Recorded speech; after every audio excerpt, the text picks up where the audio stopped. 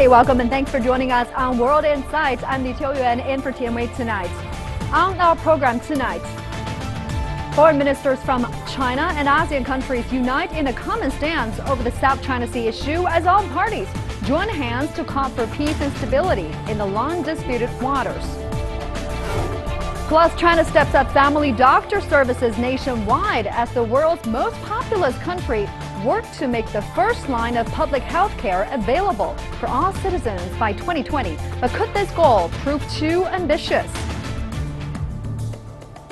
Great to have you with us. We start today's show with China and ASEAN ties. Well, officials wrap up a special ASEAN-China ministers meeting on Tuesday in southwestern Chinese provinces of Yunnan.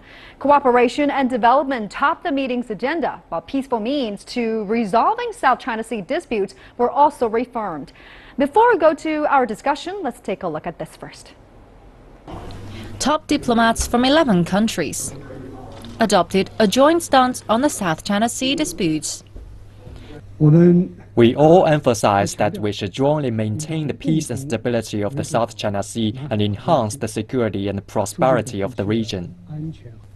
The meeting took place just before ruling is expected from an international arbitration body in a process unilaterally launched by the Philippines, challenging China's territorial sovereignty in the South China Sea.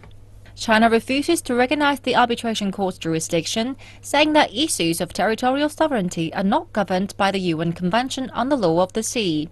Beijing says the arbitration suit also violates previous agreements between China and the Philippines to settle disputes through negotiation. The differences between China and the Philippines are well known to all. However, it is not a problem between China and ASEAN, and they should not affect the overall cooperation between China and ASEAN. As I have said, the cooperation between China and ASEAN is far more important than some specific differences. But the China Sea disputes are just part of the agenda. This year marked a 25-year dialogue partnership between China and ASEAN. China hopes that such dialogue, for greater cooperation and the proper handling of differences, will lay the cornerstone for the region's peace and development. Now for more on the discussion of China-ASEAN Foreign Ministers meeting, we are joined in Beijing studio by Professor Wang Yiwei, Professor of International Relations at China Renmin University. In Manila, we have Richard Heydarian, Political Science Professor at De La Salle University in Manila, author of Asia's New Battlefield, U.S., China, and the Struggle for Western Pacific. And also in Singapore, we have Mr. Lin Tai Wei, Adjunct Research Fellow at the National University of Singapore. Welcome to you all. So this special China and ASEAN Foreign Minister meeting, it's a first of its kind for the past couple of years. This is convened outside the regular schedule of ASEAN and official meetings. So why now? Why ASEAN member propose such a meeting at this point of time? Let me start with you, Professor Wang. Well, I think this is like a Chinese philosopher indicates that we should focus on the common ground. That China-ASEAN, no territory dispute, no any historic problem, only with some ASEAN member countries. So we should separate this. At the same time, China and ASEAN focus on stability, peace in the South China Sea. This benefits all. I think this is a common ground we should highlight. At the same time, this 25 years anniversary of bilateral relations with ASEAN, and then September we'll have a summit. And so this is a special foreign minister conference is also prepared for that. China-ASEAN, we highlight the importance as the community of mutual common interests and with a common responsibility and common destiny. So this is the signal sent to the world. Professor Heydarian joining us there in Manila. Your thoughts on this? What was the Philippines hoping to achieve through this special meeting? Well, as far as I know, the meeting was initiated by Malaysia around February, and the purpose of this meeting was for ASEAN countries as a whole to communicate to China that what we want to happen in the South China Sea is to de-escalate the disputes and make sure that disputes do not get out of control and do not compromise the overall positive character of ASEAN-China relations. If you talk about trade, of course, China is the #1 trading part of ASEAN, and there's hope that in terms of investment in infrastructure, China will play a more important role. But I think it also has to do with the fact that there's a genuine worry among many ASEAN countries, particularly Malaysia, Indonesia, Singapore, Philippines, and Vietnam, that the disputes are reaching a very dangerous stage. And of course, with the Philippines arbitration verdict, coming on soon, I think there's a sense of urgency that together ASEAN and China should find a peaceful way to manage these disputes. Well, you just laid it out for us. The South China Sea issue has been a focal point for regional tension and, frankly speaking, has become this diplomatic headache for China and ASEAN countries. Let me bring in Professor Lim there from Singapore. What do you make of the meeting's results on controlling tensions on this matter? Do you think that any concrete, significant progress has been made? I think, first of all, it's important to know the purpose of this special meeting. And the purpose of this special meeting is twofold. One is to discuss about the preparatory work for the 25th anniversary of ASEAN-China dialogue relations, and to have some communications over the preparatory stage. The other one is to have a discussion on development, and most countries, all countries involved believe that peace and stability in the South China Sea region is positive and also good for the region as a whole. So these are the two discussion points, and that was what the purpose of the meeting was for. Let's come back to the issue of South China Sea. Now, many foreign ministers actually pushed for an early adoption of this code of conduct, a legally binding and effective code of conduct. But the talks has been really slow over the years. Professor Wang, what's the major sticking point here? Well, it's a great improvement from the DOC to COC, because the DOC in many Chinese eyes, it just want to limit to China. It's just a declaration, no legal binding. So COC negotiation, most important, I think, obstacle is that it cannot constrain United States, which is the most powerful nation in this region. Even it's not an Asian country. So that's the reason it's only combined ASEAN country and China.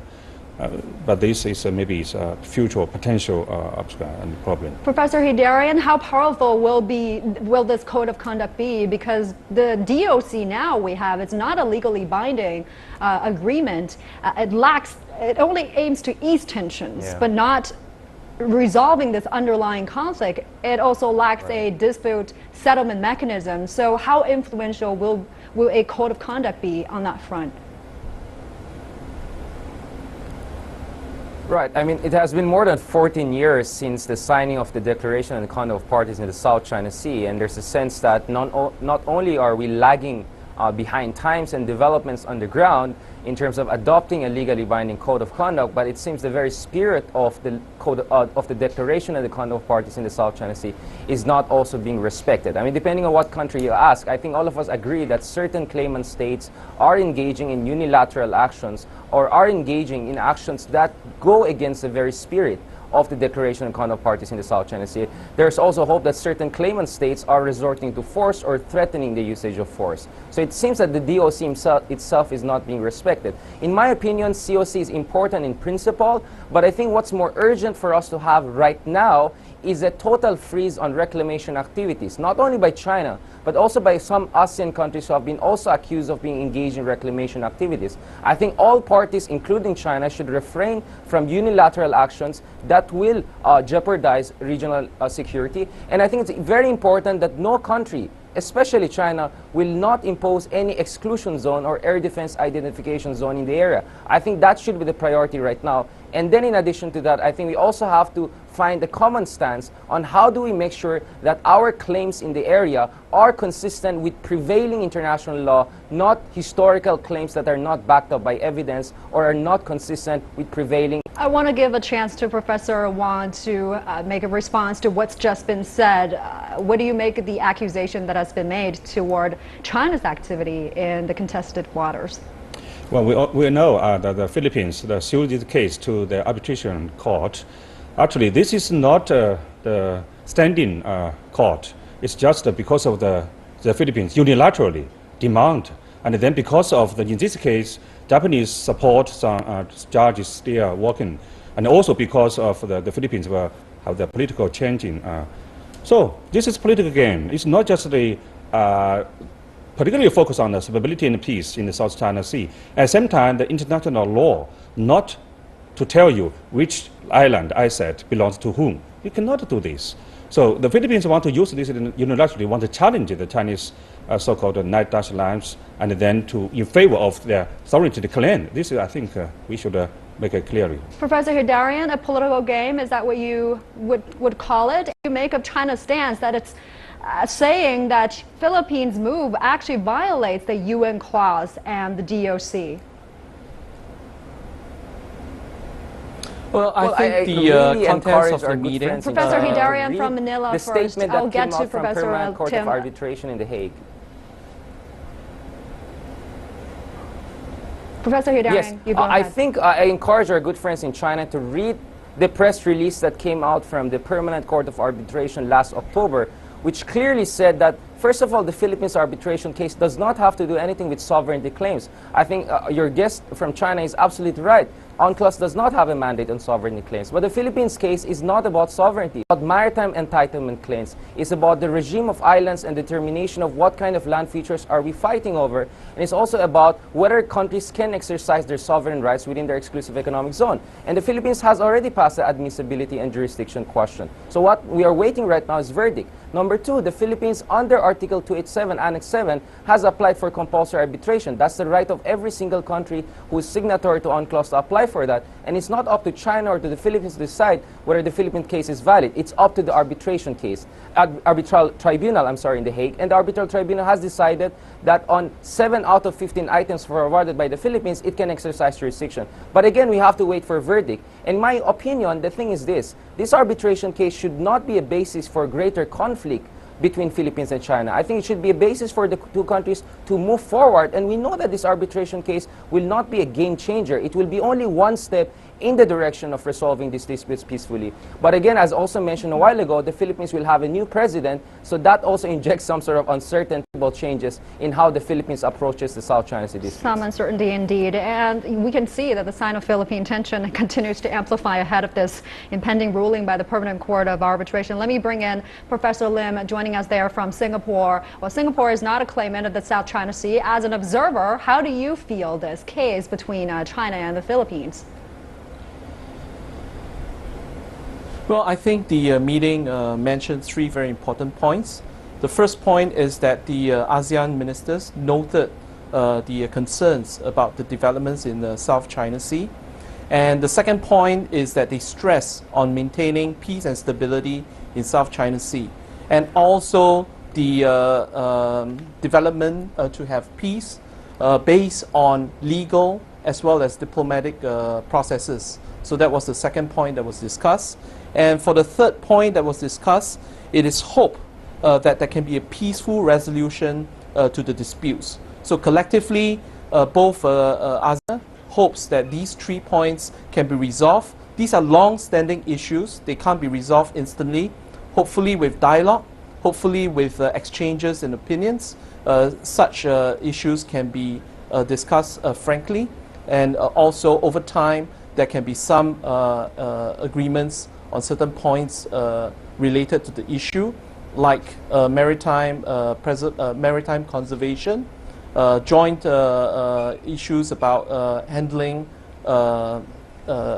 maritime criminal activities on the sea, and all these are mentioned in the Code of Conduct. So the meeting in that way is useful to discuss all these and to push for the development and implementation of the Code of Conduct with gradual understanding. Okay, we want to also take a look at the economic side, right? I want to read this to our viewers first and to all of you. China has been the largest trading partner for ASEAN Bloc. In 2016, it's seen China and ASEAN's cooperation entering its 25th year, with increasing trade volume being a major goal for both sides. China is the largest trading partner of ASEAN, as I mentioned, and in 2015, trade volume between China and ASEAN countries reached $472 billion US. An Indonesian official says the two sides plan to raise trade volume to $1 trillion US by the year 2020.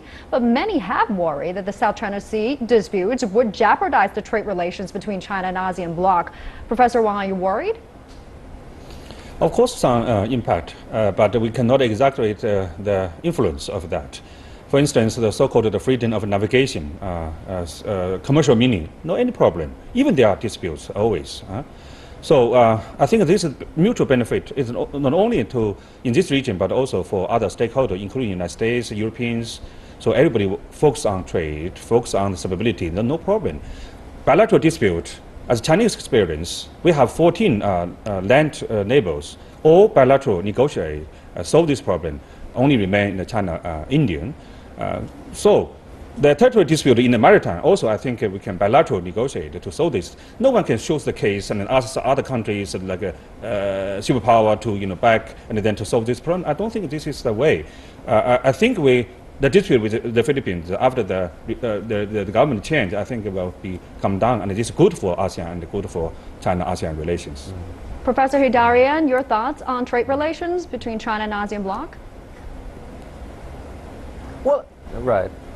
I think when it comes to economics, that's where the picture is brighter and much more hopeful. Despite the increased in tensions in the South China Sea, we see that trade relations between China and much of the ASEAN has been booming. And in recent years, you see that China is also becoming a much more important player in the infrastructure landscape, also in the landscape of overall investment in ASEAN. So I think it's important for us to make sure that the South China Sea disputes do not define our overall bilateral relationship, and we continue to cooperate in areas where we have common interests. And this is precisely the position that the incoming president of the Philippines, Rodrigo Duterte, is taking.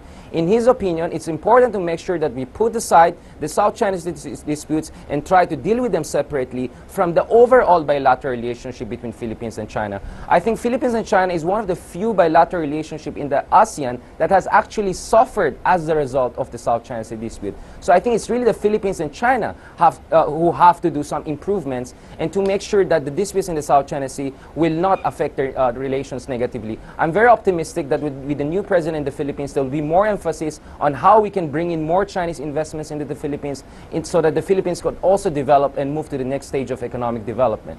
Professor Lim, what do you see the biggest potential on economic side between China and the ASEAN countries? I think there are three very important points here. First of all, ASEAN and China already enjoys good trade relations. There are economic exchanges, as you have mentioned, between ASEAN and China is already a top trader, importer, exporter, or investor in some of the ASEAN countries. That's the first point. Second point, on 31st of December 2015, the ASEAN Economic Community was formed. And this allows ASEAN to have the ambitions to have a common market and also to have a common economy. And this is where China can come in to have more interactions with the community. And the third important point is China itself has launched the One Belt, One Road policy and also has started the Asian Infrastructure Investment Bank, AIIB. And therefore, some countries have welcomed, and ASEAN on the whole has welcomed China's role in building infrastructure to increase connectivity in the region, whether it's through hardware like railroads or through people-to-people exchanges, through cultural programs, etc. So based on these 3 points, there is a positive aspect of ASEAN-China relations. All right, and Professor Wang, Professor Hidarian just mentioned the bilateral ties between China and the Philippines are actually one that has suffered from the disputes in South China Sea. But are we going to see a recovery of diplomatic relations sometime between China and the Philippines and also China and Vietnam? Yes, I agree with that panelist that cooperation and trade, investment, this is all sides and hope. This is back to the original position of China. During the Deng Xiaoping period, the initiative that put aside the sovereignty dispute that joined to explore on these islands, ISIS, this is a good policy. So we should continue, not let the dispute jeopardize the cooperation and damage the trust and even the people's feeling. I think that China and the Philippines should have good relations in the future. And you also mentioned the bilateral negotiation between China and claimant countries in the South China Sea. What do you say to critics that question whether China is using its economic leverage, to have a greater say in order to keep negotiation at a bilateral level? But to make it clear, China does apply this dual track system, which also involves a multilateral approach. Again, give the example that the land dispute, when the collapse of the Soviet Union, all these new members, countries, they are smaller compared to China. But any territory dispute that China used the leverage of the economy to get more, I don't think any like this. So territory dispute should peaceful and equally negotiate, not in part by the third party and then to jeopardize the regional stability.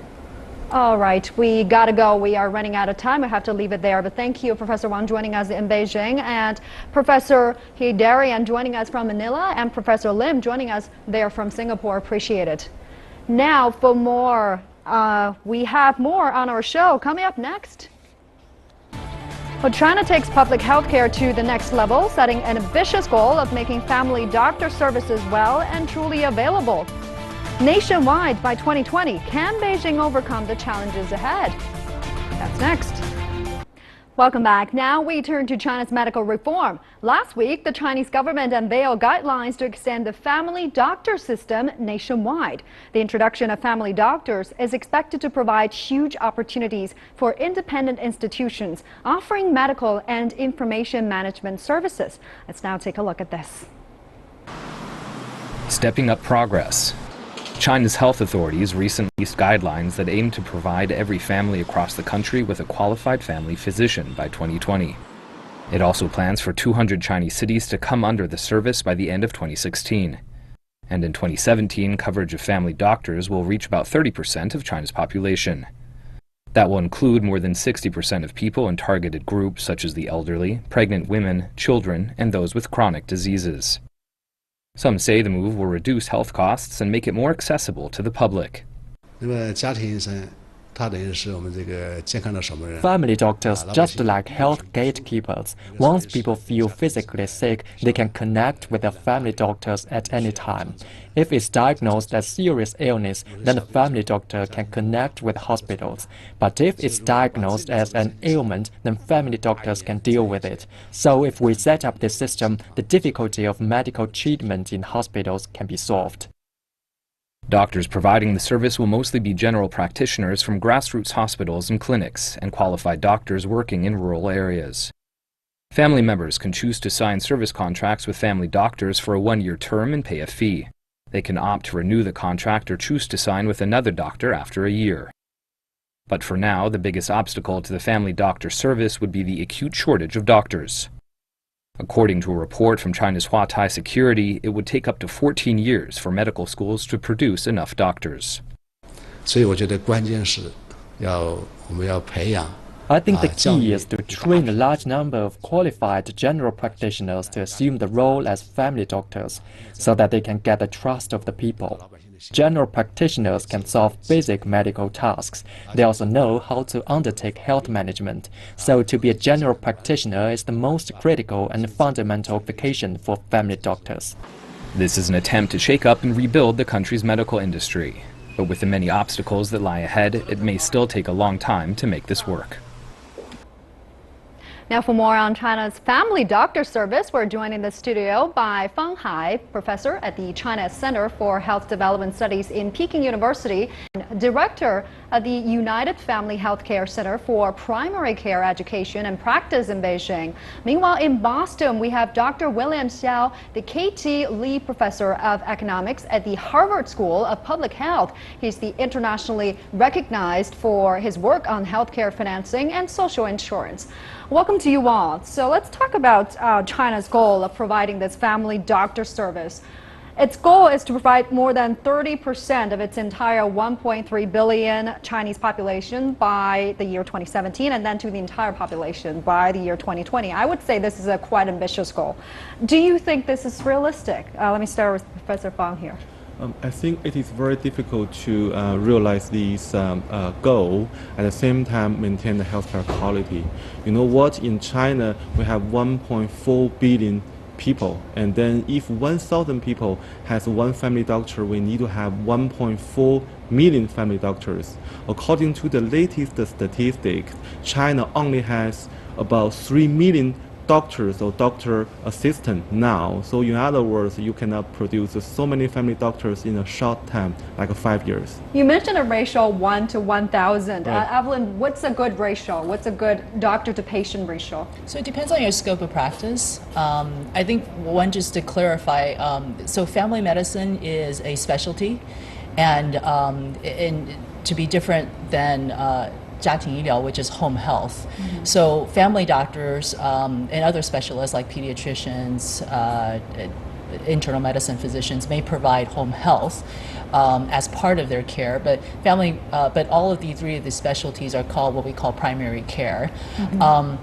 And in primary care, your goal is really to be able to provide about 80% or more of your patient's needs on the spot or within a short period of time without having necessarily transfer to other specialists. So if you have that wide scope, if you're able to meet those needs, then each practitioner should be able to carry about 1,500 to about 2,000 on their panel, which is, it depends on the kind of the scope of practice you have, but that's a very common a catchment area for private practice physicians, at least in North America. Professor Xiao, joining us there from Boston, let me bring you in this discussion. Do you think that it's realistic for China to provide universal family doctor service while keep a good quality of service? I don't think it's realistic that China will be able to cover 30% of its people with qualified family physicians. As other speakers already explained, family medicine is a specialized area, and I like to add one of the special training they need is how to prevent chronic disease. And Chinese doctors today are trained to treat after a patient gets sick. So training the physicians will require new curriculum, new teachers, and a new orientation. And so to say China can train 400,000 family physicians by year 2017, that of qualified people, that's an unrealistic goal. Dr. Xiao just mentioned the family doctor is actually a specialized area, but to the contrary, people here in China does not perceive it that way. They have this general preference to go to a specialist for direct diagnosis rather than go to general practitioners. This is just something to do with habit. How do you think we can reverse this mindset, Professor Fang? At the very beginning, we should have a mechanism. For example, we should have a provider payment mechanism. Say we don't use the fee-for-service, we use the capitation.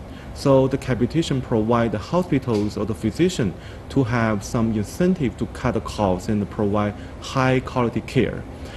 Second, we should have a mechanism like some health insurance payment mechanism or the reimbursement mechanism for the patients to see a family doctor initially instead of see the specialist. We should give them like higher reimbursement or lower health insurance premium. But the most important thing is we should provide the high quality healthcare services by the family doctors. But this is very, very difficult in China. So people don't trust them. If people don't trust them, they don't go to the family doctor for services. That is the key. That is the biggest problem we face. It feels like China is trying to build this system that resembles the national model in many other countries, in which patients do go to general practitioners first and then be referred to specialists. What do you see as the biggest challenges, Evelyn? Actually, primary care as a good primary care as the default healthcare system is not necessarily something that is adopted by all developed countries. The United States, for example, is well known for spending much more money and getting much worse outcomes than a country that has much less GDP, like, let's say, Cuba. And so primary care really is a system-wide support system, as Professor Fang had mentioned. And people are going to be smart. They're going to go to physicians that they trust. And so I think the current focus of the government, although very ambitious and may not necessarily happen, as the other guests mentioned, in the next 5 years, but their focus in terms of putting the resources there, mandating master level or even PhD levels for Chuanke, for Chinese family physicians, as well as making sure that they get broad training and good training is important. The change since I've been here in China and since 2005 in terms of the resources being put into 全科培训, so the training of family physicians is astounding. It's amazing. It's good to see. It lifts my spirits. It's very similar to what we saw in the U.S. after the Second World War, when it was very difficult to find general practitioners as physicians flocked to the major cities to work in big hospitals with big technologies. So at that time, there was also very few primary care physicians, and thus the creation of the family medicine specialty to meet that need. So I see that transitioning happening in China. It may not happen in the next 5 years, but at least I think the goal is there and the will is there, and hopefully we'll be able to see it soon enough. Another barrier I have to mention is that there's a strong belief among many members of Chinese community that the good quality medical care is only available through large hospitals. Many of them have experienced poorly staffed clinical, community-based clinic with less resources. Dr. Xiao there joining us from Singapore. Do you think that perception can be reversed? It will take a long, long time to reverse that perception. As the other speakers emphasize, the question is whether the patient's confidence and trust in the family physician, rather than just the government set up a system. China has already tried to set up a primary care system through the community health centers, but the patients bypass them, go to the tertiary hospital outpatients for health care. And also, China suffers from a policy that let patients the freedom to go to any doctor or any facility they wish. And actually, this was promoted by Shanghai. Even 10, 15 years ago, when Shanghai asked me to be a consultant for how to construct a primary care system. Let me just emphasize, family physician is the underpinning of a primary care system. So you need a system, including what Mr. Fang said. You have to change your payment system. You have to tell people you have to accept and limit your freedom choice initially. You are going to go to this family physician first with your illness, then be referred to a specialist or hospital. Mm-hmm. That takes a big mindset change, and that would take decades. It took decades in America. I want to emphasize to you, in the United States, we tried to shift to a family physician system since the 1970s. I was involved with that, designing the payment system for family physicians. But it took us almost 30 years before that have taken root. So the way China goes about setting targets and do planning is unrealistic. It's on paper, it's by numbers, but it won't work. It will take decades before Chinese patients will shift toward a family physician anchored primary care system. It will take decades to achieve that, but Dr. Xiao, where should China start? I mean, you helped design the system in the United States. How can China perhaps learn from that experience? I'd like to share with you experience I had with China in the mid-1990s. We got a $1 million grant from UNDP trying to set up a family physician system, and it failed. First, it was starting with training. Training family doctors, the ones who got trained find they are in the medical professional hierarchy, they are low person on the totem pole. Their pay and compensation is relatively low. So the graduates from Zhejiang Daxue, the medical school training for family physicians, actually did a survey of their graduates. They found many of their doctors then shifted later on to specialty practice rather than remain in family medicine practice. So these are the barriers. You have to look at both from the patient's perspective, how much confidence and trust do they have in family physician? Are they to actually limit their own freedom of choice and start going their health care with a family physician rather than now they can go anywhere they want to? On the supply side, the family physician has to be compensated well and respected by their peers. Chinese specialists do not respect family physicians like the United States. I can tell you that's a barrier faced throughout the world.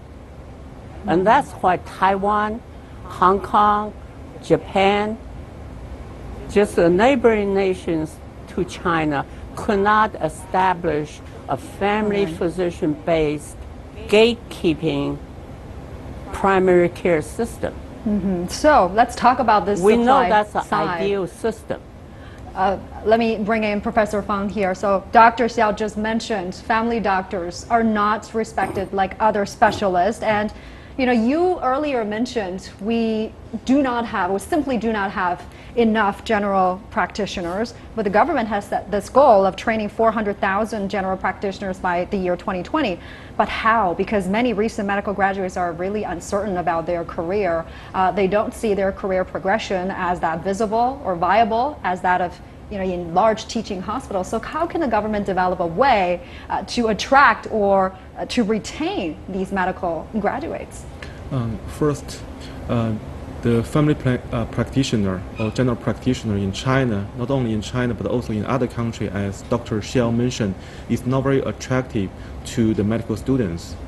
In addition, in China, the medical students don't want to work in the elementary health care organizations like community hospitals or township hospitals as family doctors, because the payment, because the promotions, because the training opportunity for them is very, very low. So we need to have at least some of the special payment like salary subsidies for those kind of physicians in the elementary healthcare organization working as a family doctors. Second, we should provide a separate promotion requirement for them, because they cannot compete with the doctors in the big hospitals for those kind of requirements like publications and also your skills. So they are totally different. Lastly, they should be provide very good training opportunities, so they can get more training, as they see most of the patients are just like a cold or like just a cough, but they still need to know a lot of other new technology and new treatment and new therapies, so you need to be trained with advanced medical knowledge. Evelyn, how can we ensure a healthy supply of family doctors, especially to rural areas where living conditions are not that good? Well, for our own hospital system, actually, one of the solutions is to train our own. So we're taking, hopefully, some of the best and brightest young physicians in China who are interested in primary care, but they don't like having to go to a community health system and be relegated to basically just providing refills for patients, not seeing pediatrics, not being allowed in some cities to even see patients with fever. because of the public health concerns with, oh, we're going to get another SARS epidemic. And so we see young people, young medical graduates and residency graduates who care about the future of Chinese medicine and understand the importance of primary care, who come into our program and say, look, I'm willing to come and get additional training so that I can be a real general practitioner, I can be a real family physician. So we have seen that. I've been surprised at the response we have gotten from young Chinese physicians, given that we're a private health system, and that physicians in general tend to be very conservative and like to stay in the public system. And so given there's a small pilot program we have, is if that's anything to say, I think if the opportunities are there, people will come. Like if you build it, they will come. And I see that in various pilot areas where the community health centers are paying physicians a good salary in the rural areas for experimental and pilot purposes, and seeing the good physicians stay there. Thank you very much. Dr. Xiao joining us there from Boston, Evelyn, and Professor Fang, thank you so much for your insight. Appreciate it. Now that's all for today. If you'd like to see more, you can visit our website, type World Insight CCTV News into your search engine, or check out our YouTube channel as well. Thanks for watching. We'll see you next time. Bye for now.